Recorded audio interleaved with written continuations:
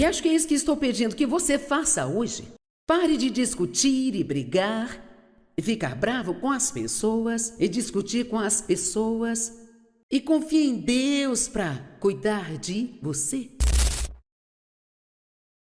O mundo pode ficar em paz quando todas as circunstâncias são convenientes, mas nós podemos ficar em paz quando nada está dando certo em nossa vida, porque nós temos um ajudador. Temos alguém a quem podemos pedir para pegar nossos problemas e resolvê-los para nós. E eu vou te contar um segredo, você pode não saber disso, mas você tem permissão para desfrutar sua vida enquanto tem um problema.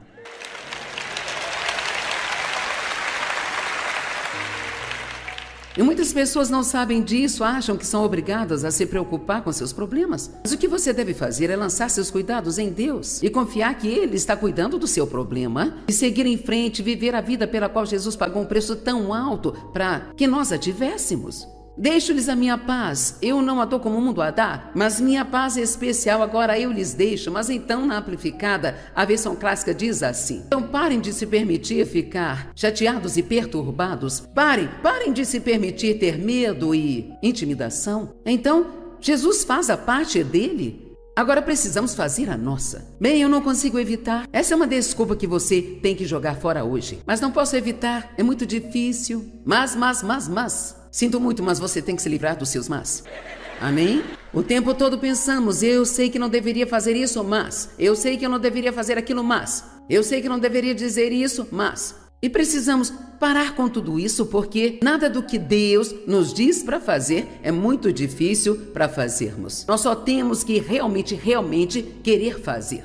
Quantos aqui realmente levam a sério o seu relacionamento com Deus? Veja, e eu espero que sim, porque senão é melhor ir embora agora. Porque eu não venho aqui só porque estou procurando algo para fazer. Eu realmente quero ver as pessoas terem o que Jesus morreu para que tivessem. Eu quero que você saiba que você é em Cristo.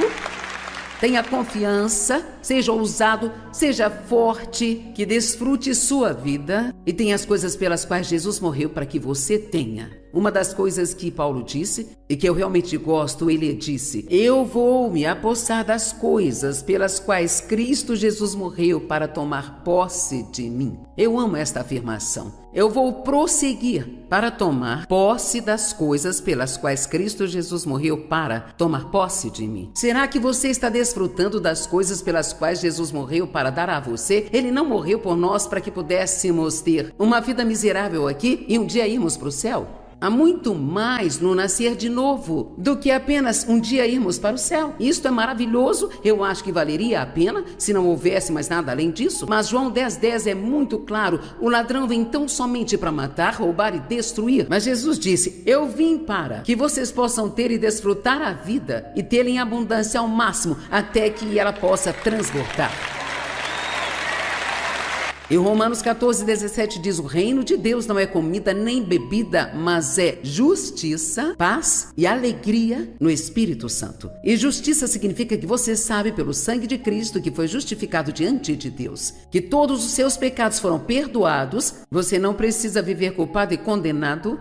E quando você sabe disso, pode ter paz. E quando tem paz, pode ter alegria. Então vamos trabalhar essas coisas hoje à noite juntos. É ajudar todos aqui a realmente progredir muito. Quando Dave e eu começamos nosso ministério, por 5 anos ensinei estudos bíblicos em casa. Esses foram meus primeiros anos e eu não sabia quase nada. E eu aprendi as coisas e as ensinava às pessoas que iam ao estudo bíblico. E eram cerca de 25 todas as terças-feiras em minha casa. E eu fui fiel a isso. E talvez eu estudasse mais do que estudo hoje, porque sei mais agora do que naquela época, mas então eu senti que eu deveria parar com esses estudos bíblicos e fui trabalhar numa igreja, uma nova igreja na minha cidade, e me pediram para começar um estudo bíblico para mulheres, o que eu fiz, e cresceu muito rápido e ficou muito grande, chegou a ter entre 400 a 500 mulheres por semana que iam àquela reunião, mas então Deus começou a lidar comigo que Ele havia terminado com tudo aquilo. Obrigada, Senhor. E que agora eu deveria assumir o ministério de ir para o norte, sul, leste e oeste e pedir a Deus muitas confirmações, porque eu estava petrificada para sair. Eu não tinha dinheiro, Eu não tinha qualificações, não tinha ninguém para me ajudar, sabe? Só tinha Deus. E ninguém me conhecia no norte, sul, leste, oeste, então eu meio que me senti como Abraão quando Deus disse: pegue sua tenda e vá embora. Mas ele não disse para onde ele ia. Foi assim que me senti no dia em que saí do meu emprego. Eles não recolheram uma oferta e me deram uma quantia de dinheiro para eu começar meu ministério. Eu saí com uma calculadora e uma mesa amassada para ir para o norte, sul, leste e oeste. Então, eu só fiz a única coisa que eu sabia fazer. Morávamos em Santa Luz e ainda moramos lá. E começamos uma reunião uma vez por mês no norte de Santa Luz, leste de Santa Luz, oeste e sul de Santa Luz. Nós fomos para o norte, sul, leste e oeste. E eu fiz milhares de reuniões com 50 pessoas, 60, 70 pessoas. E cara, se ajuntasse 100 pessoas, eu achava que eu tinha morrido e ido para o céu. E assim, não despreze os dias dos pequenos começos. Se você for fiel, se quiser ser usado por Deus e for fiel, nesses pequenos primeiros anos de começo, eventualmente as coisas crescerão. Sempre leva mais tempo do que gostaríamos, mas para ser muito honesta, isto é bom, sabe? Porque as estrelas cadentes geralmente caem tão rápido quanto elas subiram. Você tem que ter tempo para aprender a crescer e passar por algumas coisas. Eu disse passar por algumas coisas, porque é assim que nós ganhamos experiência. Hebreus 5 diz que Jesus adquiriu experiência por meio das coisas que sofreu. E elas o equiparam para ele se tornar o autor e a fonte da nossa salvação. Eu amo isso. E vou citar de novo porque isso precisa ser repetido. Jesus aprendeu através das coisas que ele sofreu e ele adquiriu experiência. Quantos aqui têm algumas experiências? Bem, se conseguir não ser amargo sobre elas, então talvez Deus possa usá-las para ajudar outras pessoas. Você pode não ter um ministério como este aqui, mas todos temos um púlpito. Pode ser a cerca do seu quintal, talvez sua mesa no trabalho, mas todos nós temos um púlpito. E se todo mundo que se diz cristão tão somente saísse pelo mundo e agisse como um, não apenas na igreja, mas lá no mundo, onde as pessoas estão procurando por Jesus, você pode ser o único Jesus que elas vão ver e você pode pregar sem nunca abrir a boca.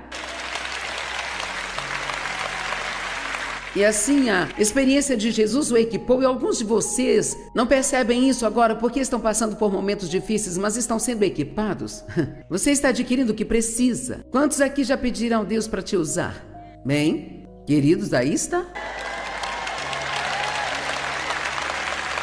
Veja, nós cantamos assim: ó Deus, tudo entregarei. Sério, é mesmo?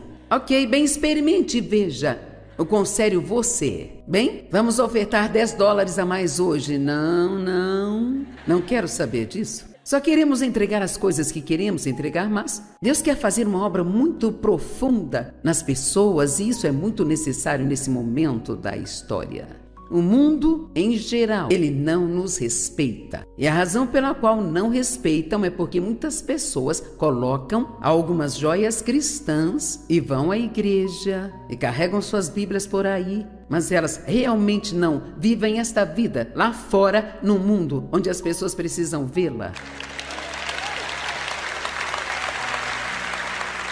E quando começamos o nosso ministério no Norte, Sul, Leste, Oeste, Deus falou algo ao meu coração. E temos sido muito diligentes em tentar obedecer a isso agora, cerca de 40 anos depois, ou 47, eu acho que estou realmente no ministério há 47 anos. E ele disse: eu vou te dar 3 coisas e se as fizer, eu abençoarei seu ministério. O que quer que faça, faça com excelência. Nós servimos a um Deus excelente e nós não podemos jamais ser desleixados de forma alguma. Se você vai fazer um trabalho, faça o melhor que você puder fazer. Amém? Seja sempre uma pessoa íntegra. Significa fazer o que você diz que vai fazer e depois fazer. Muitas pessoas hoje não cumprem sua palavra. Eu te ligo pra gente almoçar e você não pretende ligar de jeito nenhum. Você só quer se livrar delas. Agora sabe, o mundo ficou tão desleixado. E ele disse: mantenha a contenda fora de sua vida, seu casamento, de sua casa e do seu ministério. Bem, por que isso seria importante? Bem, porque Deus trabalha onde existe paz. E você verá, enquanto passamos por esta noite, que onde existe unidade, existe unção. E se você não sabe o que é a unção, Meu filho tem 40 e poucos anos e ele disse: muitos da minha idade não sabem o que significa unção. Bem, é a presença e o poder de Deus em sua vida. É o que faz as coisas funcionarem. Eu posso ficar aqui e dizer todas as coisas certas, mas se não tivesse a unção na minha vida, todos ficariam tão entediados que seria patético. Porque algumas pessoas viriam de tão longe quanto alguns de vocês vieram e pagariam $15 pelo estacionamento só para ouvir uma mulher vir aqui e falar. Porque é a unção de Deus que quebra todas as amarras em nossas vidas. Se eu quiser ter esta unção na minha vida, se você quiser ter esta unção em sua vida, e o que quer que faça seja abençoado, então você tem que aprender a viver em paz e em concordância. Deixe-me dizer rapidamente, não precisamos concordar com todo mundo para vivermos em concordância. Você pode aprender a discordar de forma amigável. Você tem direito à sua opinião, mas nem sempre precisa dá-la. Vamos, eu quero dizer isso de novo. Você tem direito à sua opinião e eu devo respeitar o seu direito de ter sua própria opinião. Não somos todos iguais, temos personalidades diferentes, viemos de diferentes origens, pensamos de forma diferente, às vezes até sobre a mesma coisa, mas Deus espera que convivamos bem. Temos que encontrar uma forma de conviver bem e isto só vai acontecer através da, prepare-se para a palavra, humildade. Bem... Uma pessoa ficou um pouquinho feliz aqui. A humildade, de todas as virtudes cristãs, eu acho que é a mais difícil de se adquirir e a mais difícil de manter. Porque não há nada em nossa carne que queira se humilhar. Nós queremos ser os primeiros, estar no comando, estar certos, ter a última palavra, não queremos que nos digam o que fazer. Esse é o principal problema do mundo hoje em dia. As pessoas não querem, elas dizem assim, não venha me dizer o que fazer. Sabe, já houve até pessoas que vieram às reuniões aqui, como esta, e deixamos uma sessão bloqueada para que os pastores possam se sentar. Elas dizem, eu vou sentar onde eu quiser. Bem, pode ir embora, você não vai aprender nada aqui. Porque você não tem um coração aberto para aprender nada com essa atitude.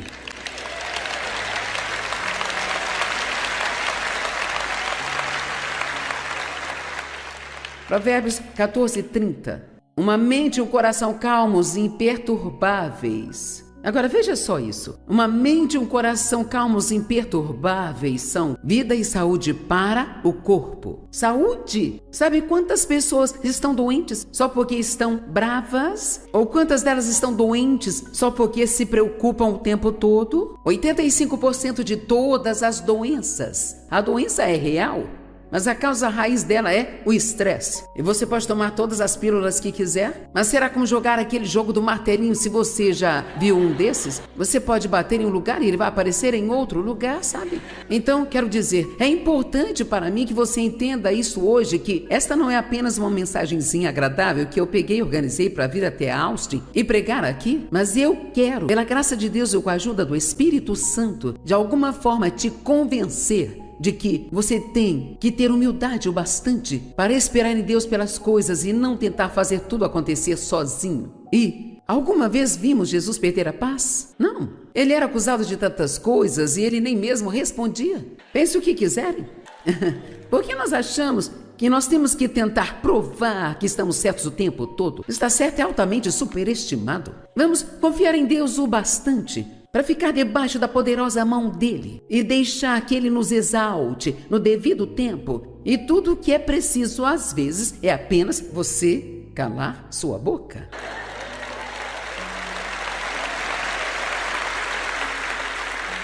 Oh, mas isso é tão difícil. Quando vem alguém e te acusa de alguma coisa ou diz algo para você que não gosta, nós temos que nos defender. Temos que convencê-los de que nós não somos aquilo. Você pensou errado. Nós discutimos sobre tantas coisas que não faz sentido algum, sabe? Quando eu penso sobre as coisas que Dave e eu gostávamos de discutir, era tanta estupidez. Uma estupidez do tamanho dos asteroides. Quero dizer, eu me lembro de discutirmos sobre quem era o ator na TV. Eu digo que Dave achava que todo mundo era o Henry Fonda. Não sei se você sabe quem ele era, ele já foi há muito tempo, talvez você nunca tenha ouvido falar dele, mas isso me deixava tão brava. Esse não é o Henry Fonda. Sim é, não é, sim é, não é, não é. Você sempre acha que todo mundo é o Henry Fonda. Ele dizia, não diga essa palavra sempre, você sempre fala que eu sempre, e eu nem sempre. E ele ainda fala assim, sabe? Mas quantos concordam que nós discutimos sobre coisas estúpidas, não é? Isso não faz sentido ou quando estamos indo para algum lugar. E acho que ele deveria ir por outro caminho para chegarmos lá. E aí, isso se torna uma grande questão. Por que está indo por esse caminho? Por que não ficar quieto e deixá-lo ir pelo caminho que ele quiser? E quer saber? Nós só temos que deixar o homem dirigir. Apenas deixe-o dirigir e mantenha a sua paz. Amém? Os homens não querem que nós falemos nada com eles quando estão atrás do volante do carro. Eles não querem que falemos nada com eles. E agora, rapazes, vocês estão gostando de mim? Estou lhes ajudando? Vamos falar de algumas coisas para vocês mais tarde. Mas eu quero estabelecer essa base para você como isso é besteira. O quão inútil isso é quando tem tantas coisas tão sérias acontecendo no mundo lá fora e quando Deus precisa tão desesperadamente de nós para representá-lo da forma que as pessoas irão respeitá-lo e não poderão negá-lo. As pessoas podem discutir com você sobre milhares de coisas, mas se você conseguir andar pelo mundo e apenas andar em amor, uau! Jesus não disse um novo mandamento eu vos dou, que vos ameis uns aos outros assim como eu vos amei? Bem, a humildade é necessária para que possamos viver em paz. Jesus ama um espírito manso e tranquilo. 1 Pedro 3, 13 e 4. Não seja o vosso adorno meramente externo com elaborados laços nos cabelos, o uso de joias ou roupas finas. Não significa que não podemos usar joias, roupas finas ou arrumar o cabelo. O que ele diz é que gastamos muito tempo com o lado de fora, tentando impressionar os outros. Agora, senhora, só digo isso no espírito de amor, então ouçam assim. Se nós gastarmos o mesmo tempo nos preparando espiritualmente, quando nós tentamos nos arrumar, quando nós vamos sair, preciso terminar? Sabe, não pareço linda assim quando me levanto? Tive que trabalhar um tempão para ficar assim? E por outro lado, há pessoas que você olha para elas e você pensa, você não se olhou no espelho esta manhã? Mas tudo faz parte de como nós vamos representar Deus e vamos viver diante. A humildade é necessária para se viver em paz. Provavelmente a mais difícil das virtudes cristãs de se adquirir e manter. O orgulho foi o que causou a queda de Satanás. E acredite em mim, ele tenta nos enganar com a mesma coisa. Humildade significa estar debaixo, mas não no sentido negativo como pensamos. Significa estar debaixo da poderosa mão de Deus e esperar nele, em vez de tentar fazer as coisas por si próprio. Deixe-me fazer uma pergunta. Quem está na sua vida que você está tentando mudar agora? Ouvi alguns murmúrios. Seu marido, sua esposa, qual dos seus filhos? Sua mãe, seu pai, seu vizinho? Você não pode mudar as pessoas. Pode orar por elas, mas somente Deus pode fazer um trabalho interno.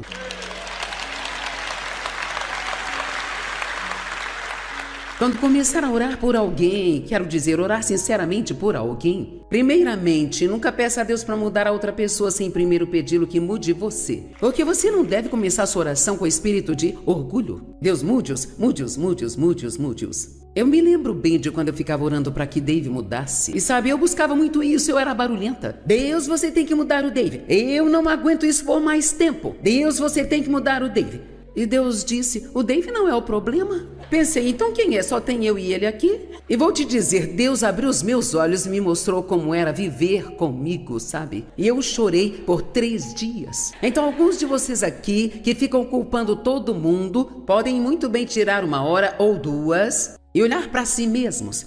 Talvez, só talvez. Ou talvez não. Sabe, é fácil culpar todo mundo por nossos problemas. Tudo é sua culpa, sua culpa, sua culpa. Eu não agiria assim se você não fizesse isso, isso e isso. Sabe, cada um de nós é responsável por seu próprio comportamento, não importa como outra pessoa age.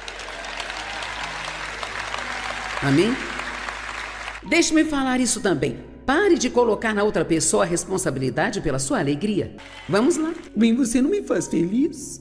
É humildade de espírito Eu amo isso. Não pensar menos de si mesmo, mas pensar menos sobre si mesmo. Acho que vou falar de novo. Humildade é simplicidade de espírito. Em outras palavras, você não pensa mais de si mesmo do que deveria. Você não se acha melhor do que outras pessoas. Na verdade, você realmente não foca muito em si próprio o tempo todo porque você está ocupado pensando no que pode fazer pelas outras pessoas. E assim, se você quer ficar tão feliz que você mal consegue se segurar, então peça a Deus que trabalhe em você para você superar o egoísmo. E não vai ser fácil, e vai ser um projeto para a vida inteira, mas nenhum de nós pode ser egoísta e feliz ao mesmo tempo.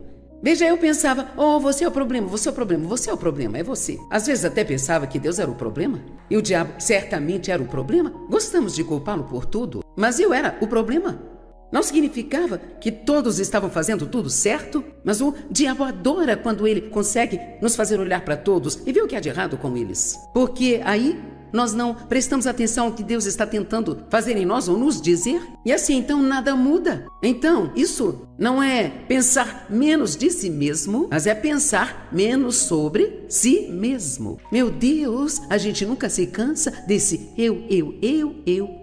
E se eu sou tudo que eu tenho na minha vida, que vida lamentável é esta? Jesus humilhou a si mesmo. Sabia que quando ele lavou os pés dos seus discípulos, não havia nenhum trabalho que fosse mais humilde? O mais baixo dos servos da casa tinha o trabalho de lavar os pés. E então em João 13, quando vemos aquela bela história de como ele tirou suas vestes e pôs vestes de um servo, e pegou uma bacia com água e uma toalha, ajoelhou-se e lavou os pés dos discípulos. E você chega até o verso 17 e diz: agora, sabendo estas coisas, bem-aventurados são vocês se as praticarem. Isso não significa que temos que pegar uma bacia com água e lavar os pés de todo mundo. Ele estava falando sobre ter uma atitude de servo. Uma atitude de: o que eu posso fazer por você? Como eu posso ajudar você? O que teria acontecido? Quantos são casados? Ok. O que teria acontecido se, quando você se casou, se o seu objetivo fosse apenas ver o quão feliz você conseguiria fazer o seu cônjuge?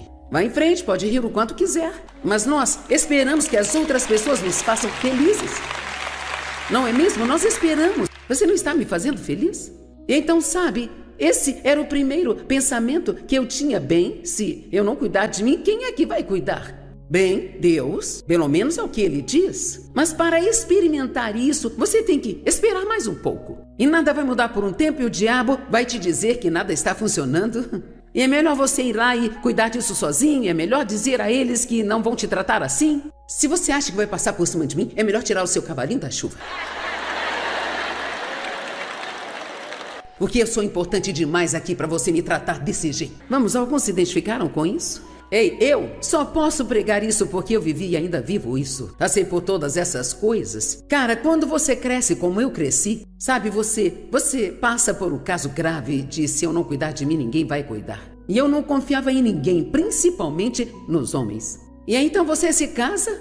E aí, se você leva mesmo a sério a Bíblia e se depara com estas escrituras que diz que a esposa deve se adaptar ao seu marido, ainda consigo sentir a dor que eu senti na primeira vez que eu li isso, sabe? Eu não conseguia nem sequer soletrar adaptar, muito menos fazê-lo. Eu queria que todos se adaptassem a mim. Vamos lá.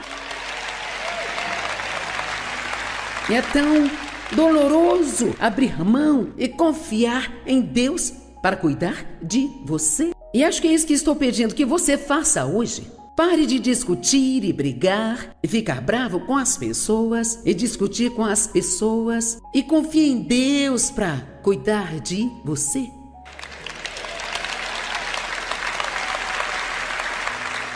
Quando sentir que alguém está te maltratando, acredite no que a Bíblia diz, que eu sou o seu vingador. A Bíblia até diz que Deus nos pagará pelos erros das pessoas para conosco. Mas Ele não apenas devolve o que nos foi tirado, Ele nos devolve em dobro. O dobro. Eu chamo isso de o dobro pelo seu problema. Jó passou por um momento muito difícil. Se você ler o livro de Jó, como aquele homem aguentou aquilo? E ele era um homem justo. Pessoas boas nem sempre têm boas circunstâncias.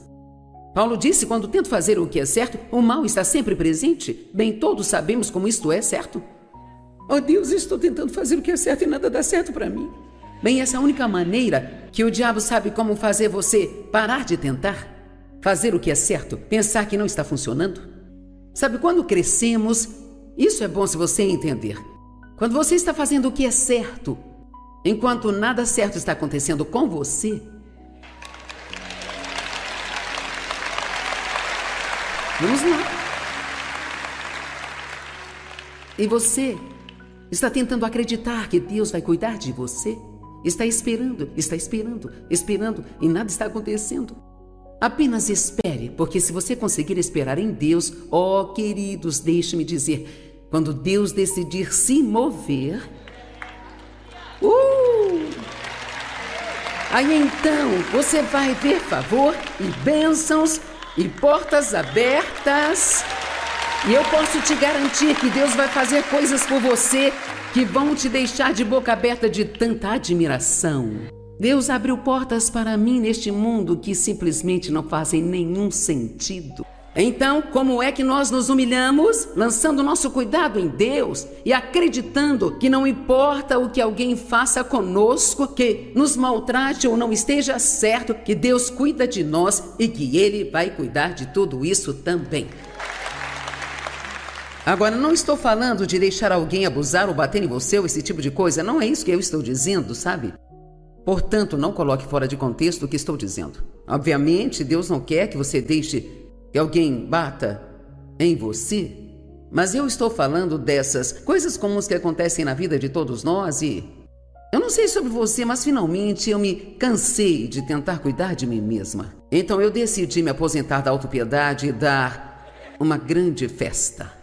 Agora, obviamente, ensino que devemos cuidar de nós, mas não estou dizendo para se preocupar com a forma como nos tratam ou pensam de nós e todas essas bobagens. Quantos entendem que poderiam ter muito mais paz em sua vida se você parasse de tentar impressionar a todos e de se importar com o que pensam de você? E quanto à humildade de Jesus, Filipenses 2:8, achado na forma humana, humilhou-se a si mesmo, tornando-se obediente até a morte, e morte de cruz. Agora, eu posso dizer aqui claramente que é impossível obedecer a Deus sem um pouco de dor. Porque quando Deus coloca em nosso coração para fazer algo que não queremos fazer, cada pequeno pedaço de carne que nós temos vai gritar. Então, quando a Bíblia fala sobre sofrimento, não está falando de sofrer desastres e coisas horríveis que não deveriam acontecer com você, mas está falando, quero dizer, sabe, nós sofremos até quando nós queremos tanto falar algo que mal podemos suportar, mas o Espírito Santo está nos dizendo, shh, e nossa carne fica assim, Vocês estão me entendendo? Sabe, não são realmente todas as grandes coisas que nos colocam em tantos problemas, são as pequenas coisas que acontecem em nossas casas a portas fechadas. Tem uma ótima escritura, ainda estou na primeira página das minhas anotações, nem cheguei no fim da página 1 ainda. São só pré-anotações e eu vou percorrer todo o caminho até a última escritura. Eu vou usar tudo que está aqui, porque isso é tão bom.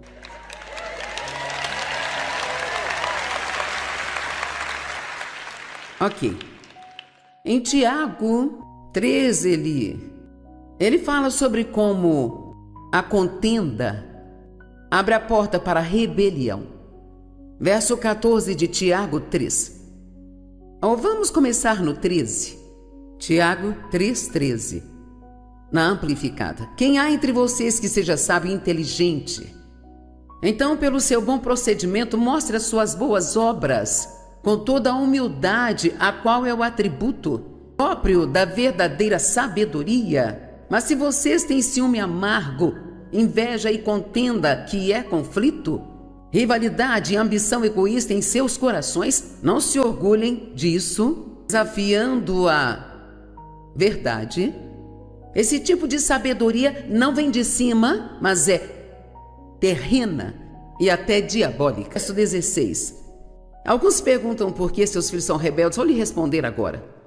Pois onde quer que haja ciúme, inveja, conflito, contenda, mamãe e papai discutindo o tempo todo, dizendo coisas desrespeitosas um para o outro e para os filhos, ou ao telefone para alguém, e ambição egoísta, também haverá confusão, inquietação, desarmonia, rebelião e todos os tipos de práticas malignas e vis.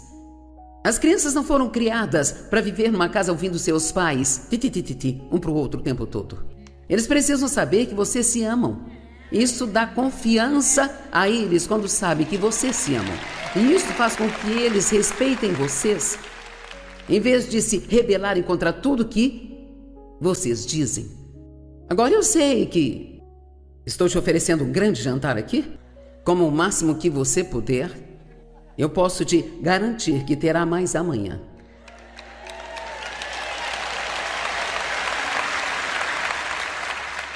Mas eu quero chegar ao versículo 18. E nós vamos ter um pouco mais de tempo aqui, por isso peço que coloquem no telão. E a colheita da justiça que é conforme a vontade de Deus em pensamento e ação. Então Deus nos dá a sua justiça quando recebemos a Cristo. Esse é o nosso presente. Mas é preciso haver uma colheita. Deus quer uma colheita daquela semente que Ele semeou em nós.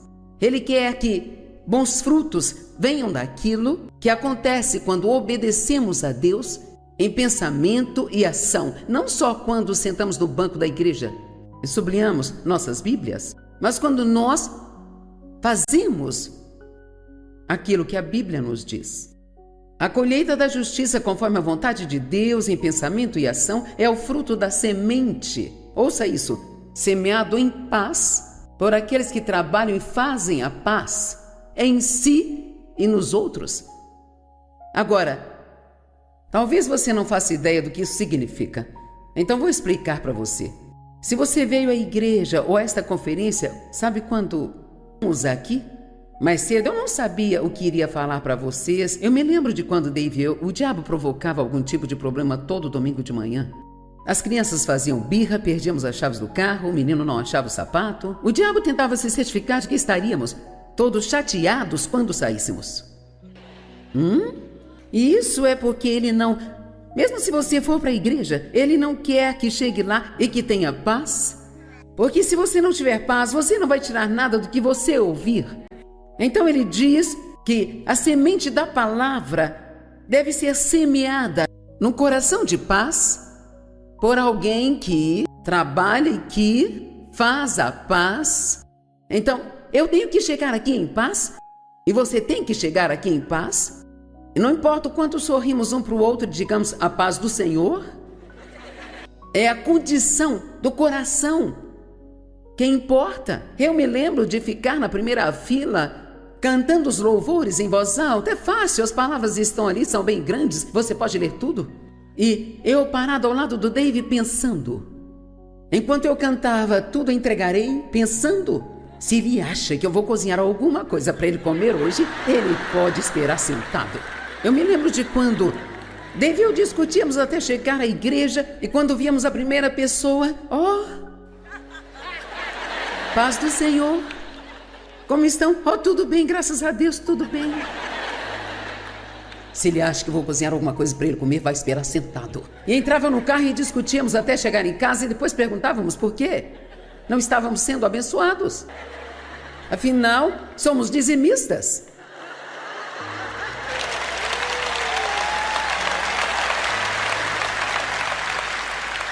Quero dizer, afinal eu estou indo para a igreja, estou lendo minha Bíblia todos os dias, eu estou dizimando, por que não sou abençoada? Porque você tem contendas, está bravo com 10 pessoas. Alguns até vieram aqui com quem você está bravo. Fique calmo, não vou pedir que levante a sua mão. Eu lhes dou a minha palavra, que eu nunca subirei nesse púlpito com raiva. Eu nunca. Eu não me importo com quanto orgulho eu tenha que engolir, com quantas pessoas eu tenha que me desculpar.